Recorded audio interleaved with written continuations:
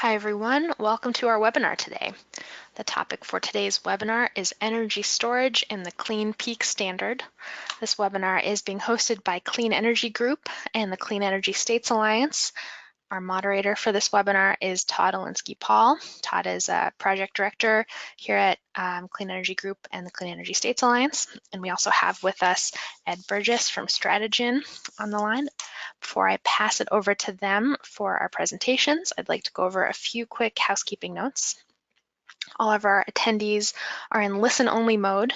You have a couple of options to join the audio portion of the webinar. You can call in using a telephone, or you can connect using your computer, mic, and speakers.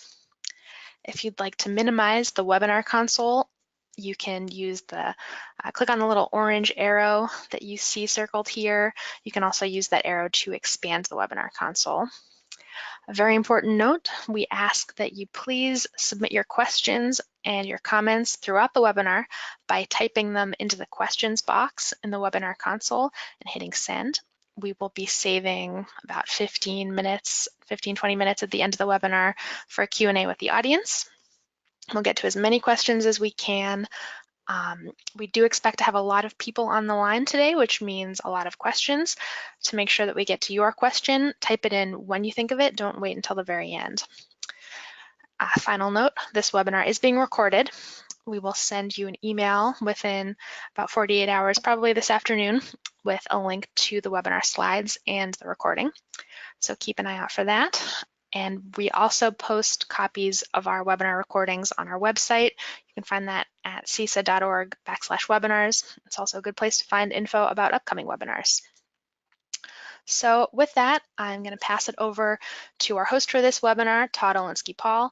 As I said, Todd is a project director at Clean Energy Group and the Clean Energy States Alliance. Great, thanks Samantha. This is a great topic that we're looking forward very much to, and apparently a lot of other people are as well, because we have almost record number of registrants.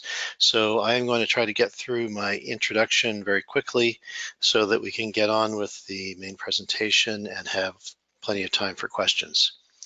So the Clean Energy Group is essentially a membership organization of clean energy funds from various states. You can see, I'm sorry, I misspoke. Clean Energy Group is a foundation-supported organization that runs Clean Energy States Alliance, which is a membership organization of many states, clean energy funds.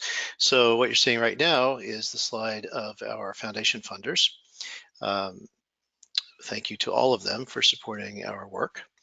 And now we have the slide for the Clean Energy States Alliance membership, which is what I was referring to before, which you can see here a number of our state members' logos. I also wanted to mention, if I can get the slide to go, there we go, that we have, I'm sorry, I've gone too far. There we go. So I wanted to mention that we have a number of projects that we run here that are relevant to this particular webinar. And so if you're subscribing to one of these projects, that's probably why you've received an invitation to this webinar. And I'm going to very briefly describe them. The RPS Collaborative is funded by the Energy Foundation and U.S. Department of Energy, and is facilitated by CISA. And basically that includes state RPS administrators, federal agency representatives, and other stakeholders. There's a link there if you want more information about that. We also have an energy storage working group, which is managed by CISA, and with support from the Barr Foundation. It is open to CISA members and other state energy officials interested in learning about and developing energy storage policy. You can email me if you're interested in joining that group.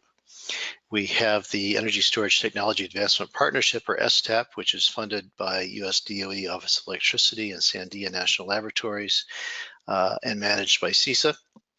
And that is a project that facilitates federal, state energy storage project deployment, provides information through webinars, reports, and conferences and other routes, and also supports state energy storage efforts with technical, policy, and program assistance. There's a link there to the page for STAP if you want to sign up for that mailing list. And then we have the Clean Energy Group's Resilient Power Project, which is a foundation-funded effort to increase public and private investment in clean, resilient power systems, namely solar and storage, to protect low-income and vulnerable communities and engage policymakers. And there is a link there to that project. So all of these are obviously have somewhat different focus, but what is the commonality here for this particular webinar is obviously energy storage and the Clean Peak Standard. So I want to introduce our speaker. Ed Burgess is a director at Strategen Consulting. He helps to lead Strategen's utility and government consulting practices and specializes in evaluation and design of policies and programs to advance deployment of distributed energy resources, demand-side management programs, energy storage, and grid integration of renewable energy. He has served clients in the renewable energy, energy efficiency, and energy storage industries, and his analysis has helped to guide regulations and policies in many states. Ed holds a bachelor's degree in chemistry from Princeton and 2 degrees from Arizona State University, which include a Master of Science in Sustainability and Professional Science Master of Solar Energy Engineering and Commercialization. So I just want to mention one thing before I pass this along to Ed for his presentation. We had initially thought that we'd planned to have a presentation by Lon Huber. He unfortunately was not able to make it, but recommended Ed and Lon co-authored the seminal report on the Clean Peak Standard. And so we're very happy to have Ed be able to join us, and I thank him for stepping in for Lon. And I think that's it. We again will be providing a recording and slides for this webinar at the end, so or after the end. So if you wanted to go back and review it, you could. And the last thing I'll say is please type your questions in as they occur to you so that I can be sorting through them and be ready to go with your questions as soon as the presentation comes to an end. Okay, thanks very much, and I'll pass this to Ed Burgess. Thanks, Todd. Can you hear me okay? I can hear you just fine. Okay, thanks everyone for joining today. I'm excited to dive into this topic. First, a little bit about Strategen. We're a consulting firm that works with public, private sector, and NGO clients, predominantly in the power sector, and working on policy and regulatory issues across the U.S. and globally. As Todd mentioned, the genesis of this topic on the Clean Peak Standard came out of a paper that I co-authored with my former colleague Lon Huber, and you know, we have a lot of I'll go over today some of the concepts that were in that original paper, but I've added to that significantly here with a lot of my own thoughts on the Clean Peak Standard, and we'll also be discussing a good bit on how energy storage plays a role on that as well.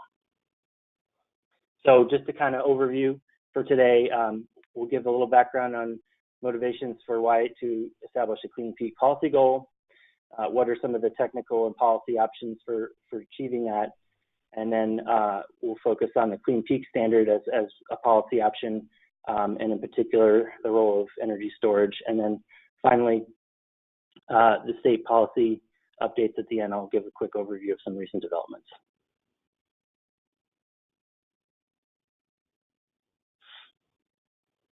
So first of all, what are some of the challenges on the electric system related to peak demand that are important to be addressing? There's a number of them, and the important ones that come to mind are, first of all, higher customer costs that will be needed to meet a larger size generation fleet. That can be for system peak demand or more of a localized peak demand need. We're increasingly also seeing ramping needs come into the fore, although that's been limited to date. And then we also have higher customer costs due to higher energy costs during peak periods of time, and you can think about some of the recent price spikes that we've seen in Southern California or perhaps around the polar vortex in New England a few years back. And then third, we have potentially higher emissions during peak periods as well, both increased output of generation, but also potentially higher marginal emissions rates as less efficient plants are being run. I just wanted to clarify, sort of on the box on the right, there's lots of ways to kind of interpret what we mean by peak, and one of the main one that we'll be focusing on is the annual peak demand that usually occurs in the summertime. There are winter peaking areas, but predominantly it's in the summer. We're also increasingly seeing this issue of the duck curve, especially in high solar penetration areas.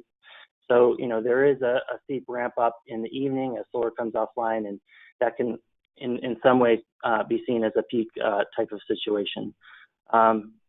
And then as far as the generation costs that we're concerned about, these can be existing in different markets and getting passed along to customers either in the form of new generation costs, fixed costs, they're added to utilities rate base, or it could be in a restructured market, capacity market payments to support peaking generators. So just an illustration of this cost issue, this slide is probably familiar to some of you, but it's an illustration of the peak demand or the hourly demand on the system throughout the course of the year for the state of Massachusetts. And what it's illustrating is that you can see that in the middle of the year, there's a few hours that reach a higher peak than the rest, and this is what we plan our electric system to. So really the driver of a large portion of the cost is really from these few hours of the year where we have peaks. And in case of Massachusetts, it was estimated that the top 1% of hours accounts for 8% of the cost of electricity, and the next 10% accounts for 40%. So the idea that we can focus on reducing this peak demand over the long run should help to lower overall system costs. Same thing is true in other regions. We have, in this case, a picture of the hourly load in Arizona for Arizona Public Service. And in this case, we have also a potentially growing peak in, just last year in 2017, Arizona Public Service achieved a new peak demand record in June. And so the need to potentially address that by adding new generation is a concern as well. For example, and I'll flip to the next slide.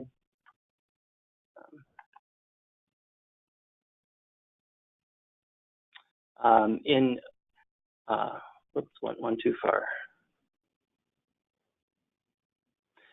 In Arizona Public Service's 2017 resource plan, they indicated that they were intending to add about over 5,000 gigawatts or 5,000 megawatts of new natural gas resources, a very significant amount of capital expenditures, leading to overall increase in the utilities revenue requirement of about $600 million annually. So that is a pretty significant amount of cost that would be then borne by customers to meet this peak demand need.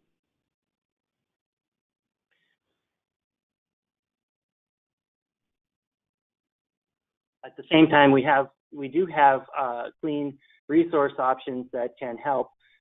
There's a pretty good overlap with solar PV and peak demand needs. However, as time goes forward and the penetration of solar PV increases, we're seeing in some regions that ability to contribute to peak demand could decline. The picture on the left shows the progression of different penetration of solar from the kind of lighter yellow to the darker orange. And then you can see where that X is showing where the actual peak of the system is under these different scenarios. And so as you can see, more solar is added, pushing the peak into the evening and reducing the overall ability for it to contribute to that need. In addition to the cost and the peak demand, we also are concerned with emissions. So this just gives a picture of 2 different days in California, independent system operator, and over the course of the day, what the carbon dioxide emissions are. One day is a summer high load day, and the other is a spring low load day. And what you can see is that there is a significant increase in the emissions amount in the evening hours there. And so that's reflective of fossil resources coming online, especially as solar dips down in the evening, and leading to that higher emissions during those sort of peak hours. Just to kind of illustrate this a bit further, on the next slide here, I'm clicking. We see that there is, on the left is the spring day in April, and on the right is the summer day. So you can get a sense of what the resource mixes are throughout the day. And as you can see, there are quite a large share of zero emissions resources on the left in the spring, but the thermal resources and the imports, which are largely fossil as well, both of those being, contributors to the emissions in the gray, and tick up in the evening hours. And then much more pronounced in the summer, you can see that there's a sort of peak in the fossil resources in those evening hours as solar dips down, and before some of the wind resources come online, which are more predominantly in the nighttime hours. So really what we are aiming to do by focusing on the peak is to drive down the gray there shown by the arrow, and drive down that peak amount. As more solar comes online, it produces during the middle of the day, but that leaves sort of a larger share of the emitting resources in that peak area there shown where the arrow is. We can look at the marginal emissions rates too, and then New York ISO has recently studied this in the development of their energy storage roadmap. What this shows is a plot for each month of the year and in each hour of the day, and showing what the marginal CO2 emissions rate is on the grid. And what you can see is that there is much higher rate in those summer kind of late afternoon, evening hours indicated in the red there, and much lower and in the nighttime. And so, this gives an opportunity to focus on those high emissions hours when you have less efficient kind of peaking generators running, and try to drive down those emissions then.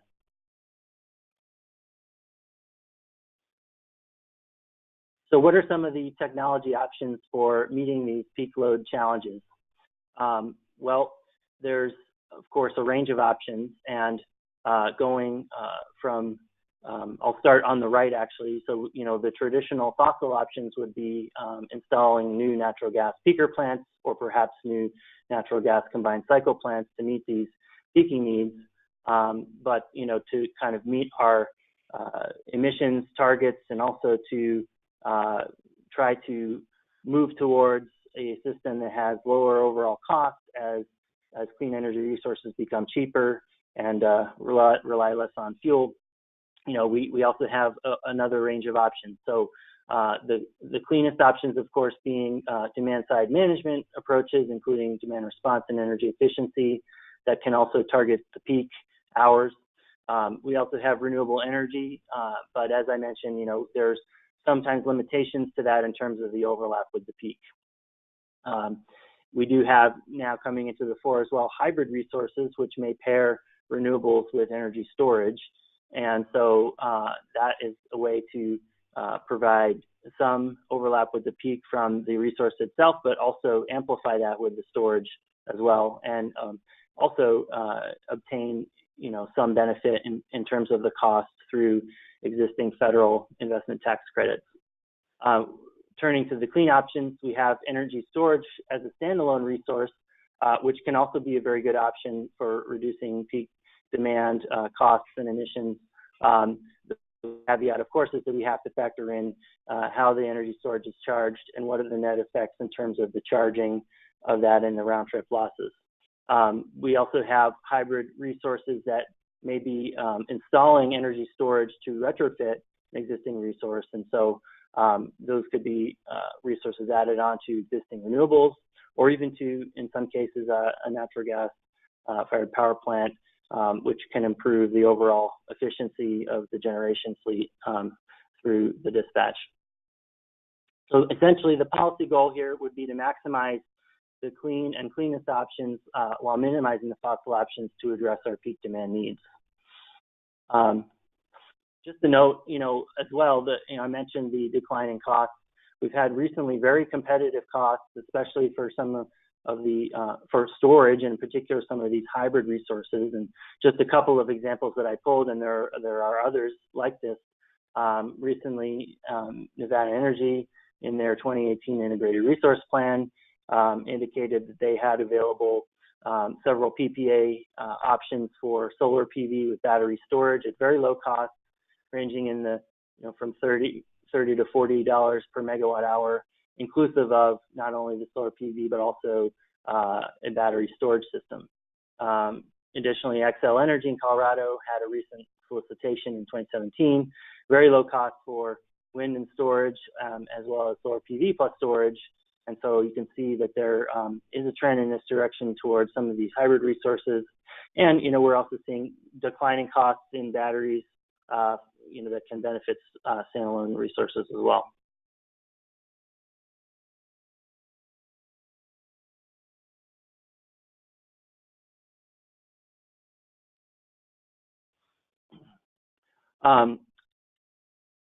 Just to focus, went too far there, I think. Yeah, okay, just to focus for a second on the standalone storage and its role in supporting clean peak policy goals. It's just important, I think, to consider both in terms of the cost dimension and the emissions dimension that, there's some consideration in how to balance this option in terms of the ways it supports these goals and the ways it detracts from these goals. And on balance, we want to aim to support the goals. So, the fact is that the standalone storage can help avoid the peaker costs and capacity payments that I mentioned, help lower, overall price spikes during some of these very peak hours. But, that of course depends upon ensuring that the storage is dispatched with good operational requirements, requirements or market signals to make sure that that effect is obtained. On the flip side, we also just have the overall cost to build the storage, and we do have some round trip losses which can erase some of the gains. Same thing with emissions. We have the ability to arbitrage between those kind of peak and off-peak emissions rates that was shown in the heat map table. We also have the ability to reduce renewable energy curtailment if that's occurring in some areas. On the flip side, we do have round trip losses of the energy storage, which can erase some of those benefits as well.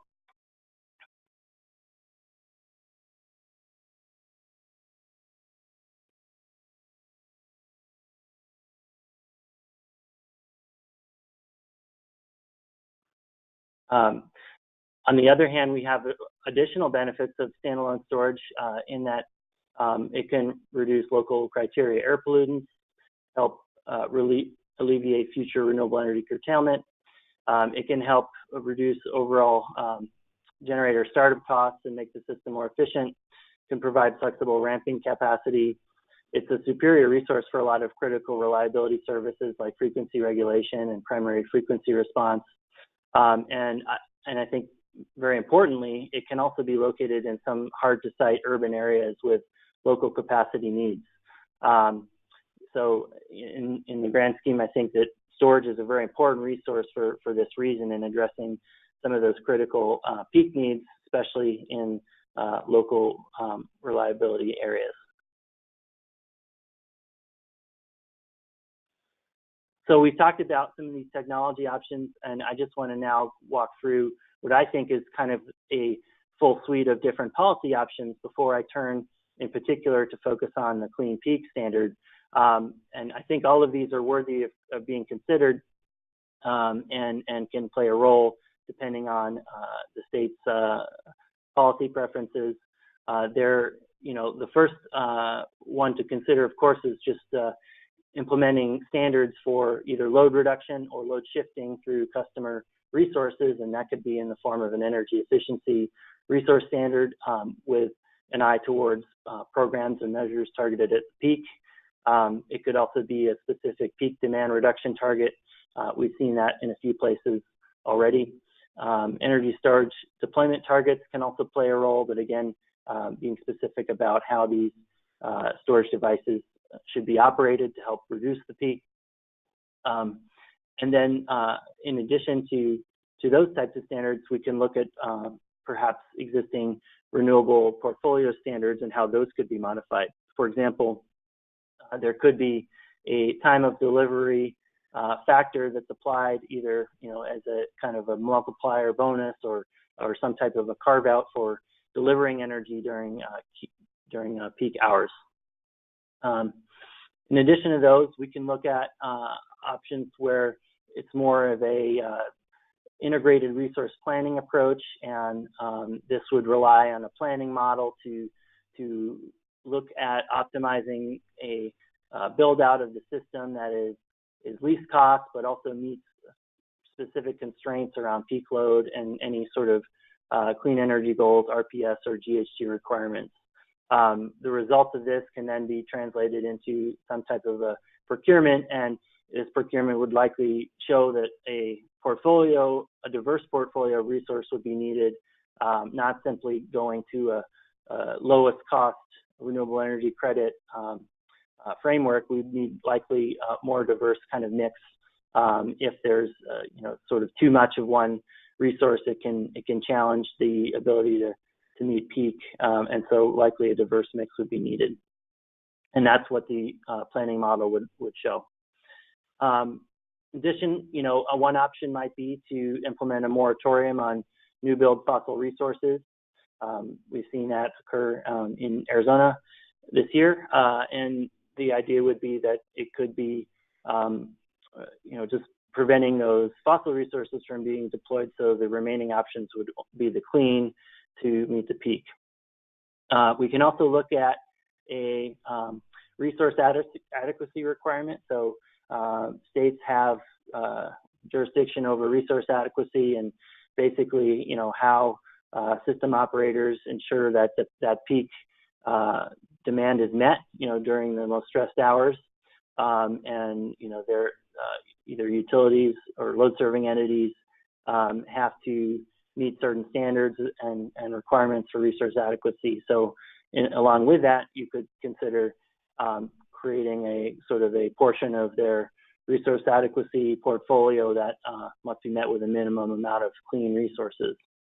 And then finally, the Clean Peak Standard, which I'll focus on in more detail, is another concept very similar, I think, to the resource adequacy requirement, but with a few twists to it. Ed, before you go on, we have a bunch of questions already, and there's a couple that I think merit just clearing up before we move on. Sure. One was when you discuss standalone storage, what's that in comparison to? I'm assuming it's in comparison to a storage facility that would be paired with renewables, but I want to make sure that we're clear on that. Yeah, that's exactly right. Considering the way that in today's market these resources are being deployed, we're seeing both standalone storage on its own, and we're seeing paired resources that are hybridized with either renewables or in some cases even natural gas resources. Okay, and also on the slide where the recent costs were shown, I think that was one of them was an Excel bid, and I can't remember the other one. Were those utility wholesale costs, or were those real? I think those were wholesale costs, correct? Not retail costs to the customers? Those were, PPA prices. So yes, essentially that would be the cost, the cost to the customer, and then the to procure those resources at a wholesale level, does not reflect the retail rate that customers pay, which would also include additional infrastructure, transmission, distribution, et cetera. They do include some transmission upgrades to interconnect the resources, but it's not the retail rate. It's a wholesale cost. Okay, and those bids were based on specific requirements. They were not, in other words, those weren't generic costs. They were specific to an RFP, correct? That's correct.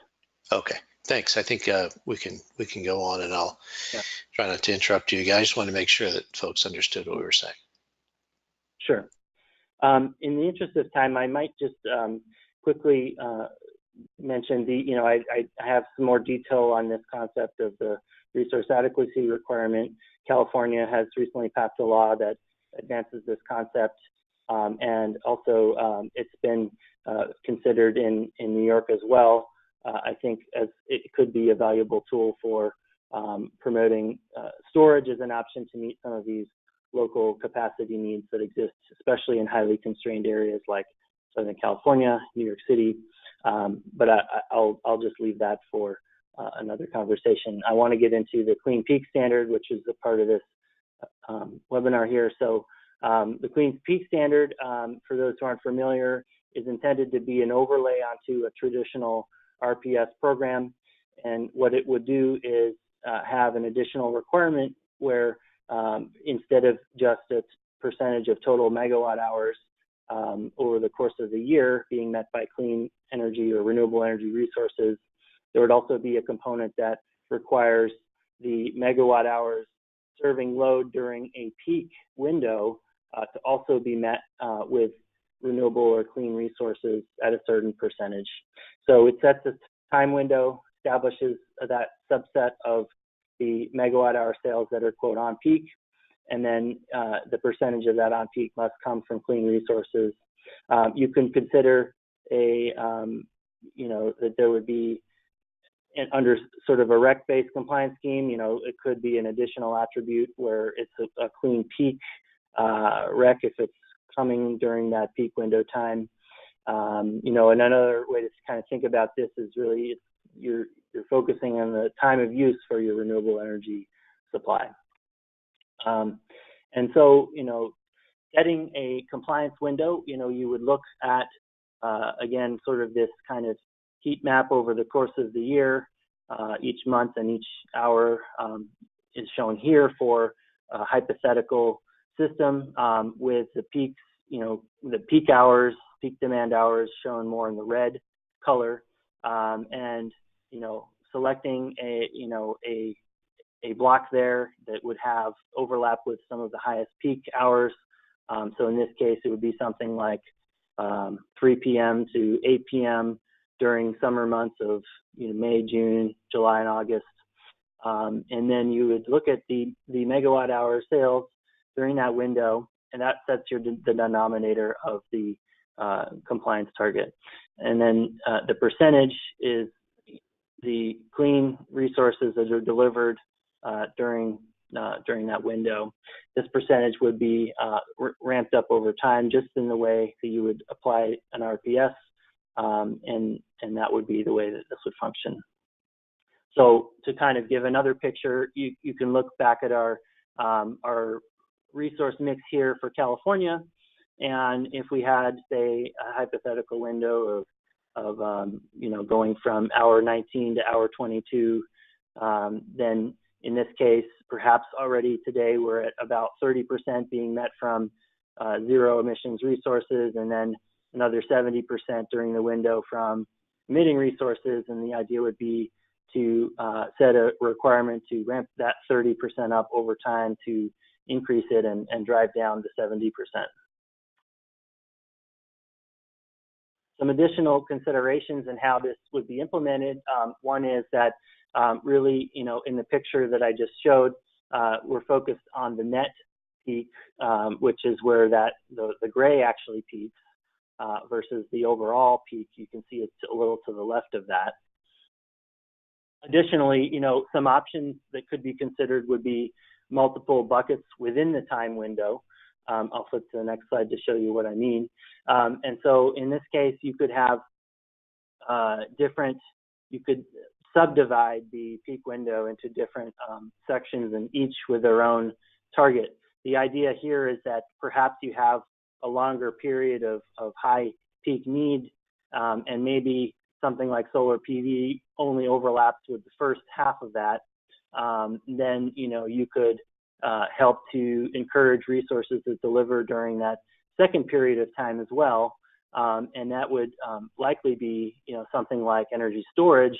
So it's having these subsets where you have a later period that maybe doesn't quite match with the existing clean energy availability, I think would really serve to encourage things like storage to produce during that later portion of the peak period. Additionally, we have evolving and expanding time window options.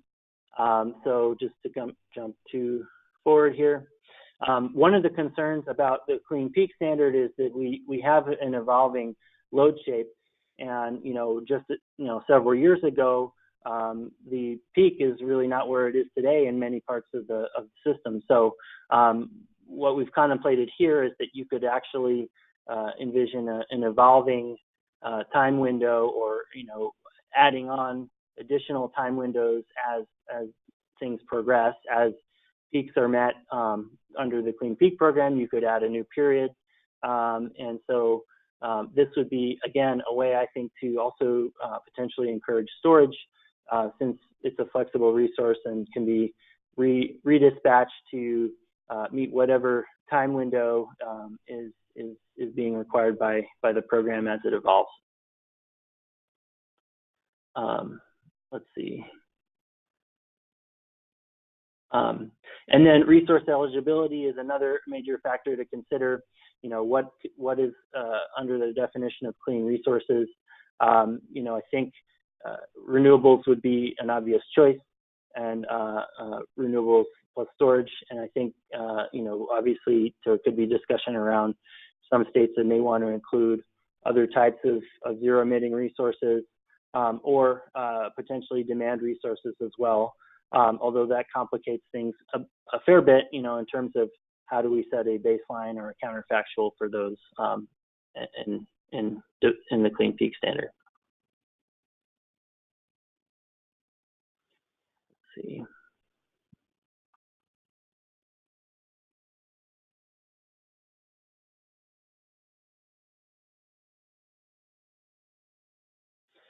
I want to talk a little bit about some of the recent state developments on Clean Peak standard.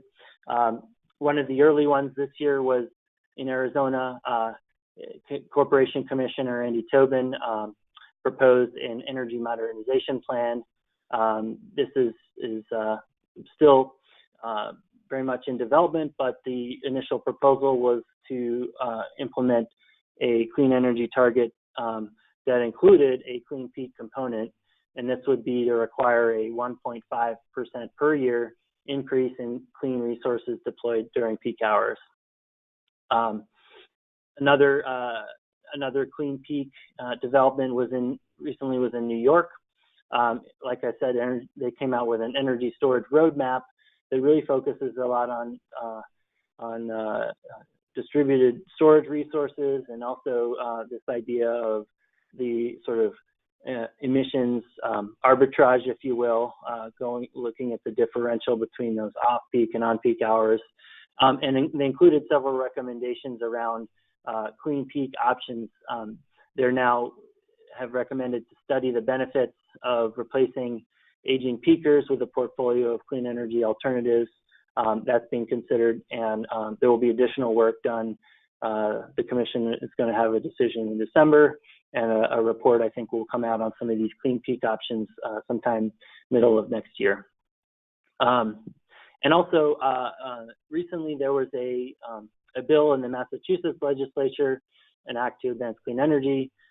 This includes a Clean Peak a requirement, and it would set a minimum % of kilowatt-hour sales from Clean Peak resources, increasing at 0.25% a year.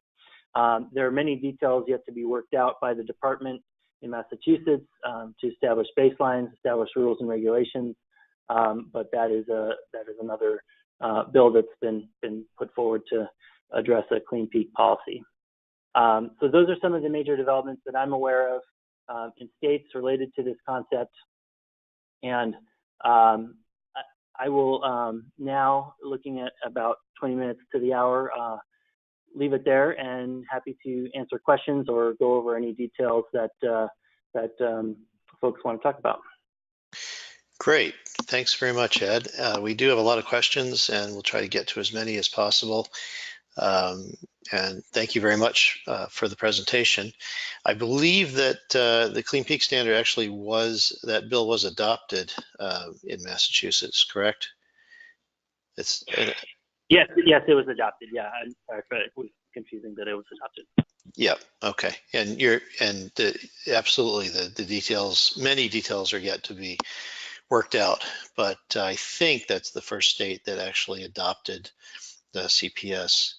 So one question a couple of people have asked is regarding distributed versus centralized storage. Is there any pros or cons?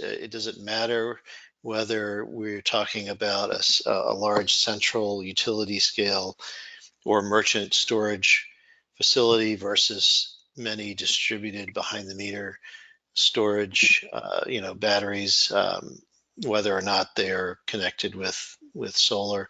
Is there any specific way that distributed storage needs to be handled in order to contribute to a Clean Peak Standard, or is it essentially the same thing regardless of whether it's distributed or central? Sure. Well, a couple of things I'll say on that. First of all, of course, with larger size systems, there's could be increased economies of scale. So that's a consideration as far as when we're looking at overall costs. But for the distributed resources, another thing we have to really factor in there and be careful about is that often, those types of resources are being used to meet specific customer needs, and it's not necessarily given that matches up with the overall system needs. So, looking at things like how electric rates are designed become very important when we think about how do we ensure that these distributed storage resources are really matching up with what our policy goals are. Are we encouraging smart use of these storage resources that can help drive down costs and drive down emissions, or is it simply, an inefficient rate design that's leading to more problems? Great kind of case in point in that is in California, we've got a very robust distributed storage program, SCHIP program, and it's achieved great results in terms of encouraging deployment of storage. Still work to be done though in terms of matching up some of the kind of rates that encourage that dispatch. We're actually seeing some evaluation results come out recently showing that the overall emissions are up as a result of some of these storage units being put in place. So not necessarily the outcome we're hoping for, but something I think could be addressed if we are more intentional going forward about making sure those programs are aligned with the policy goals. Right. So I'm glad you brought up the SCHIP program. I was going to ask you about that. I did look at the program evaluation report that I think you're referring to. I think my takeaway from it was that people are going to dispatch these systems based on the price signals that they have available, and if you don't have a signal that will kind of direct the dispatch toward a certain goal, then you're not going to meet that goal, or you're unlikely to meet it. Is there, are there any kind of lessons learned from that SCHIP program that we could apply, for example, in Massachusetts or elsewhere, where states may be considering this in terms of, how to kind of build in the right kinds of price signals? Mm-hmm. Yeah, I think definitely lessons learned. I think we definitely want to, again, sort of going back to those kind of peak demand hours and the marginal emissions rates. Really focus on that, hone in on that. How can we design, again, sort of rate structures, for example, or it could be requirements around how storage is operated, if they're receiving incentives under these programs, to make sure that they are discharging when we want them to, and really targeting those hours with the highest emissions and the highest peak demand. So that could be in the form of very robust sort of time of use pricing. It could be in the form of time varying demand rates. There's lots of different options that we can look to try to encourage that. And I think that something that California is working on, that other states should kind of take note of what they've experienced as they develop their own distributed programs. Thank you. Somebody wants to know, what is the expected impact to customer supply costs in Massachusetts? Sure. I guess, well, it'd be helpful to know a little bit more context around that as far as the impact in terms, I assume the question is asking what the impact of the Clean Peak Standard policy would be on supply costs. And the intention of it partly is to try to reduce supply costs, both in terms of capacity payments and then higher energy costs during peak periods. So that's the intended goal, and ideally, if the program is designed correctly, then I think it could achieve that. Right. So I am assuming that there would be costs of implementing the program, and there would be cost reductions of implementing the program, and the idea is for the benefits to outweigh the costs. Has there been any? Have any states done that sort of calculation as yet for the idea of a Clean Peak Standard? As far as a complete sort of cost effectiveness evaluation, I'm not aware of any state that's gone through that process. But yeah, certainly an important step to consider for any implementation. Okay. I was going to ask you actually if you could provide sort of a brief update on, what states other than Mass, obviously, are considering a CPS, and where that stands in terms of policy development. Right. So I provided a list there in the last slide of some of the areas that I'm aware of that are considering this, and mentioned Arizona, New York is looking at Clean Peak policy options. Like I said, California also has a sort of clean resource adequacy framework that may get underway shortly, as they recently passed a new piece of legislation on that. And so those are the areas I'm most familiar with. I think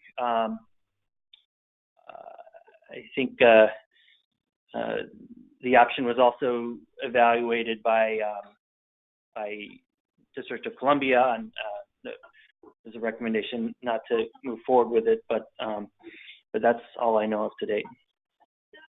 Okay, so I wanted also to, in reference to this, go back to one of your earlier slides where you talked about alternatives, and one of the alternatives is a sort of amended RPS, where you have an adder or you have some kind of carve out or something for demand peak targeted measures within an existing RPS rather than a standalone CPS. So I'm just wondering if you could clarify, is a CPS substantially different from an RPS other than the time factor? And, is there an advantage or disadvantage to having a standalone CPS as opposed to just introducing some kind of adder or credit or something with an existing RPS?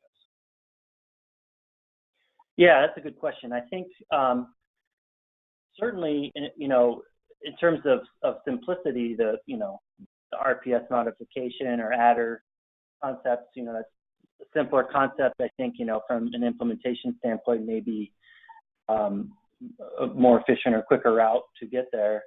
I think depending on how ambitious the state is, there could be additional kind of nuances or complexities that could be introduced through a standalone approach. And so maybe there's additional, policy goals that the state wants to explore through that. But yeah, certainly I think that, when I sort of laid out the kind of suite of policy options there, I think all of those can be effective in addressing some of these issues. And so, I think it's worth kind of evaluating what's the best fit for the what's in the context of that state. Sure. Okay. Somebody wants to know what's the benefit of the Clean Peak standard for storage relative to a requirement for a specific amount of storage. So in other words, is there a substantial benefit to doing a Clean Peak standard as opposed to just doing a storage mandate or carve out or of some sort?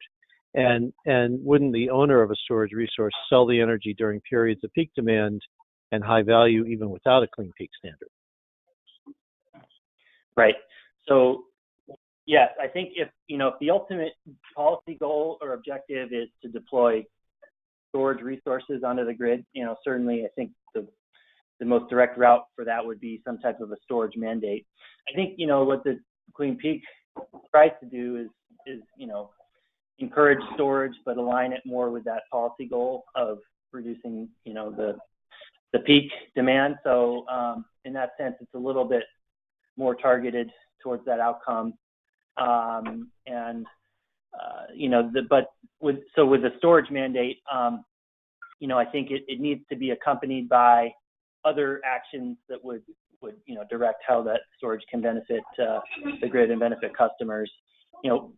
Going back to the California example for SGIP, what we saw again was that leading to increased emissions, and there obviously needs to be additional tweaks to ensure that policy goals are being met. Even though there's a robust program in place to get storage onto the system. Sure. So does this sort of imply that existing price signals in many places aren't really reflective of the need? I mean, if you have a demand charge, for example, and you have a demand response program of some kind, and you have time of use rates, those are all price signals that theoretically would direct resources to discharge during costly or peak periods, right? But is that not really the case? Is it not really adequate to rely on those sorts of existing price signals? Yeah, and I would say the vast majority of those existing price signals are not adequate in the sense that they're far too blunt as instruments to try to encourage what we want to see. Often you'll see time of use rates with an 8-hour on peak period, right? Which is in my view, it's way too long as far in terms of encouraging that sort of really targeted on peak performance that you're looking for. Just as an example. Sure. So, or demand charges, often they have no correlation to the time of day. It's just a simple monthly demand charge, and so there's no price signal that would encourage kind of that on-peak behavior that we're looking for. So, those tools, I think in most cases, could be effective, but they need to be sharpened and honed to really encourage that type of behavior. Sure. Well, so this is kind of leading me to a question about what really a peak is, and what peaks are we talking about here? I mean, I think there were at least 3 different peaks that were identified in. There was a workshop on the Clean Peak Standard in Massachusetts, and I believe Lon Huber spoke there, and he was talking about, well, there's price peaks and there's demand peaks and there's emissions peaks, and sometimes they come at the same time and sometimes they don't. So how do you kind of optimize the storage resource and the dispatch in order to, get the most benefit when you've got at least 3 different kinds of peaks that may or may not be overlapping? Yeah, it's a great point. I think obviously there needs to be some initial evaluation or study to determine what that overlap is, if it exists. In a lot of cases, if you're in a local, locally constrained area with a local peak, and that may overlap pretty well with the overall system peak, and in that case, you can develop a policy that's pretty well aligned. But in other cases, it might not be. So, taking that step to determine is there an overlap, and then if there's not, deciding what is our, what do we want to aim for here, which is the more important, bigger bang for our buck. Do we want to go for more of a localized peak or a system peak, or even a emissions peak, as you suggested? So that's a policy decision that would need to be made. Right. Do you have any sense of what the Massachusetts legislature intended when they basically said there shall be a clean peak standard, in terms of what peaks they were referring to? I don't have any insight into that. I was not part of the process that crafted that legislation. So if other folks have insight, I'd be curious to know. Sure. Okay. So this is a question that has arisen in Massachusetts regarding storage and renewables. And so the question is, how does standalone storage play in a clean peak standard as compared with storage that is a hybrid, as you term it, or paired with renewables? And should the qualifications be different for participating? And the reason I'm asking is it's come up as an issue.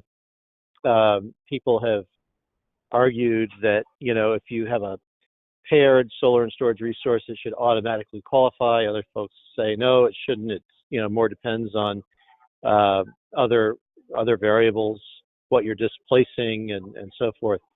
Do you have any insight into, how to resolve that? Sure. I think, well, there's a few things to consider here. Just one is that, from sort of the grid operating standpoint, oftentimes it doesn't matter where exactly you place the storage. It's going to have, it could be having the same effect, whether it's paired or not, depending on how the storage is dispatched. But the reality is there's practical considerations, in doing a hybrid resource in terms of interconnection and other costs related to that. Also the ITC credit that I mentioned. So sometimes you can get some cost advantages from doing a hybrid resource that may give it some extra weight. Plus, I think what you have to consider too there is, you're adding additional clean resources to the grid. Standalone storage would not do that, although it does, provide other benefits that I mentioned. So, it's certainly worth considering for those reasons, and shouldn't be excluded from the mix. But I think you can have, there could be different approaches taken to those resources, or maybe not. If your goal, for example, is to reduce, local criteria pollutant emissions, I think both a hybrid resource or a standalone storage might be equally effective at accomplishing that goal. Sure. Okay. Somebody has written it in a question regarding Massachusetts, particularly the winter peak. And the question is, the questioner says Massachusetts is winter peaking and natural gas constrained. Can you discuss specific issues or considerations facing Massachusetts in considering it as a clean peak standard? Okay. And by the way, I don't know that that's necessarily always the case. I'm reading the question as it was submitted. Sure. Yeah, and in my experience, and maybe it's not for every part of Massachusetts, but I know that there have been summer peaks in recent years in Massachusetts and New England. So, there are certainly constraints in the wintertime on the gas supply system that have led to some of the price excursions that I mentioned, like with the polar vortex. So that's been an issue that has been a prime concern. But winter peaking it does bring up an issue where the solar tends to kind of drop off before the winter heating peak kind of comes up in the evening, and so if you're looking at renewable resources to try to address that, there's a bit of a mismatch, and that's where I think something like storage or a hybrid resource could really come to the fore if there's an ability to kind of time shift some of that clean energy to later in the evening when that winter peak comes up. That would be part of the intention here, but something like a clean peak standard. Great. Somebody else wants to know if you have any insights on the transition and ramp up of electric vehicles in terms of, what impact that might have on management of a clean peak standard. I don't recall electric vehicles being in the discussion much around the CPS. So I'm kind of curious, is that something that's been part of the discussion and analysis that your group has done? Yes, good question. We haven't really looked specifically at electric vehicles. I mean, just what I could say about that is to the extent that they contribute to load on the system, they could actually add to the peak. We're depending on, of course, when the timing of the charging occurs, and what we're seeing in some places that charging, these studies have shown that charging can occur in the evening hours when people get home from work, and that actually could exacerbate some of the peaks. But with things like smart charging or vehicle to grid interactions, perhaps there's an ability to better manage that.